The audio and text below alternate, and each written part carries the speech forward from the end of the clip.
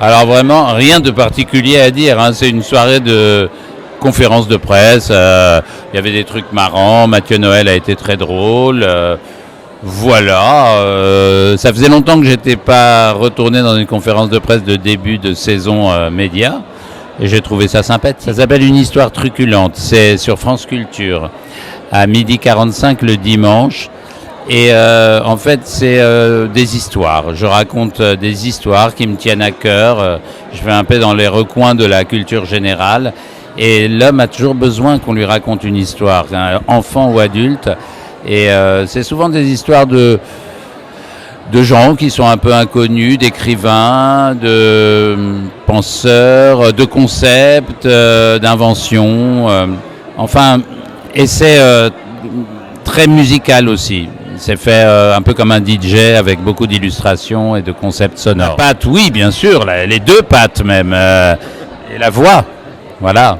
Non, c'est un style bien particulier et qui est très travaillé, très produit, contrairement à beaucoup de trucs que j'ai fait dans ma vie qui étaient très improvisés, mais c'est plus à l'ordre du jour d'improviser. Ça ne vieillit pas non plus. Moi, je suis un fan de France Culture. Ma vie est toujours sur fond de France Culture et j'aime bien savoir que quoi qu'on fasse dans une journée, il y a toujours des gens intelligents en train de parler. C'est vrai. C'est pas trop, politisé, c'est pas trop lourdingue. C'est de l'actu mais réfléchi.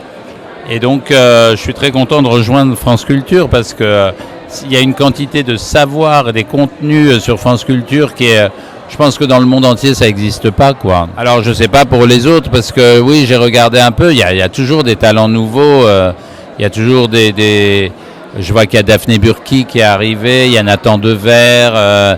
En plus c'est très très divers, quoi. Il y a beaucoup de sortes de gens qui arrivent sur l'antenne et je pense que c'est bien qu'il y ait un vrai renouvellement tout le temps. J'ai l'impression que la jeunesse s'intéresse beaucoup à la radio parce qu'en fait, les réseaux sociaux, quand on scrolle ou YouTube, etc., ça manque de rendez-vous. Et la radio a des rendez-vous. Et puis il y a aussi le savoir. Tous les jeunes ont besoin, même pour leurs études, d'approfondir leur culture. Et donc je pense que des radios comme Inter par certains côtés, mais surtout France Culture, sont essentielles.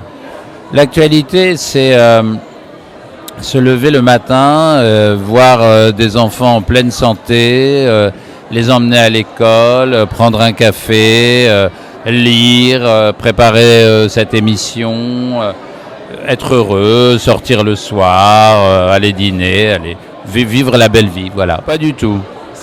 Pas du tout. Le Canal+, me manque pas du tout. Enfin, je veux dire... Canal+ continue sa vie, j'ai pas de raison de manquer de Canal+. Ah mais je me suis beaucoup amusé, mais je m'amuse partout. Donc voilà, je m'amuserai encore. Eh ben Ariel Wiesman, merci beaucoup. Un mot pour cette rentrée pour Radio Tongossa. Il faut que Radio Tongossa se renforce vraiment. Et il faut que le monde devienne un peu plus africain. Merci à vous Ariel. Merci.